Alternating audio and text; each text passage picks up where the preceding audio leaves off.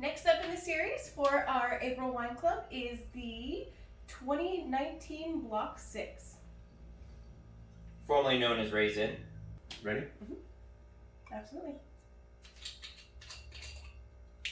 Thank you. As you know, I've always been a fan of this blend. RaiZin was my absolute favorite. Yeah, and I don't know if you remember, but back when I was just a taster at David Cafaro, this was one of the wines that sold me on the wine club. Smells like Block 6. You can definitely smell the Zinfandel. And this is 75% Zinfandel and 25% Petite Syrah. And it's still a youngin'. There is some pepper going in there and some nice fruit-forward black cherry, like you were saying. I'm really surprised that it has this profile already, with it being a younger wine. Yeah. Definitely has a lot of flavor, a lot happening. So what are you picking up? The glass again. Surprise, surprise. Well, it's been open for about 15 minutes now, and I definitely say the fruit has developed. The Zinfandel is starting to pronounce itself as opposed to when we first opened it. Absolutely, yeah. I'm getting a little bit of a licorice, like an anise flavor, sort of definitely in the background, but it's there. I think I should try it again. Not getting a lot of oak. I don't know about you, but I guess true to a 10-month version, a green cap. Green cap here means 10 months in the barrel, so therefore we shouldn't be picking up a huge amount of oak, I suppose. Yeah, I picked up a touch of it when we first opened the bottle, but it's definitely gone now. I'm still trying to place the middle palate. You know, I'm still picking up a little bit of pepper in there, but it's not as heavy as it was when we first opened the bottle, so you can definitely see it's evolving the more it's been open. I mean, I taste a lot more Zinfandel than I do Petite Syrah, so I like that. I see this as a great food wine because it does have that extra tannic backbone to it. Speaking of the food, what would you pair this with? Prosciutto. And something salty? Yes.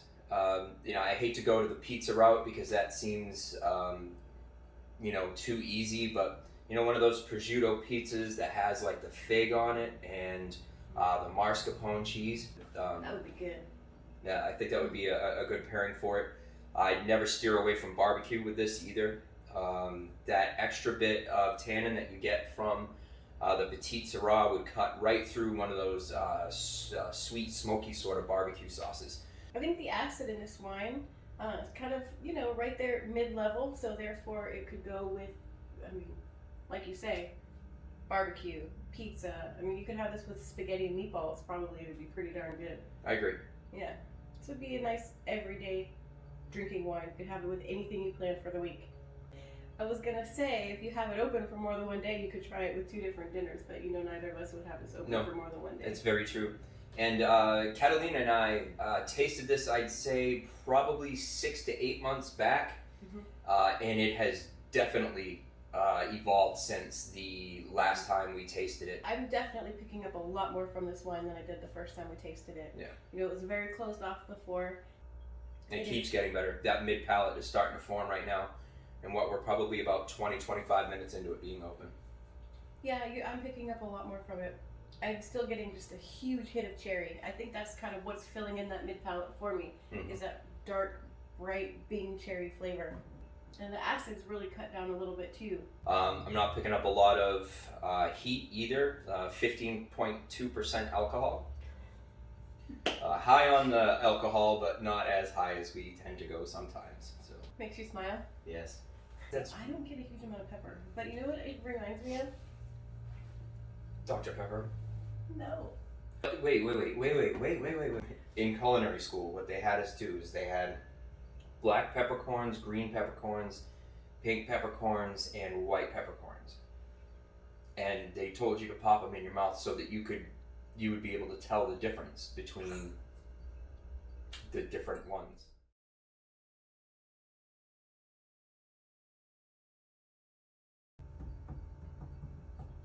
When I smell it, the aromatic reminds me of Good and Plenty's. There's just this like sweet licorice or sweet anise flavor in here that's hard to put my finger on, but that's about the closest I can come to it. Good and plenty, huh? Good and plenty. That was the candy I used to throw out of my little pumpkin thing on Halloween. Well, fine. The more that I'm tasting this, Kate's wedding, which is Dave and Pat's daughter. Brian, her husband to be at the time, brought cheese curds from Wisconsin. And I remember. I pulled them apart for the cheese board. Thank you very much. You did. You absolutely did. And I think that this would be a good pairing to go along with something like that. It kind of tastes like root beer. It does taste like root beer. I don't know, It's like the sassafrasy flavor. I can't help it. You're right. It does have a root beer to it. It's sassafras. Damn it.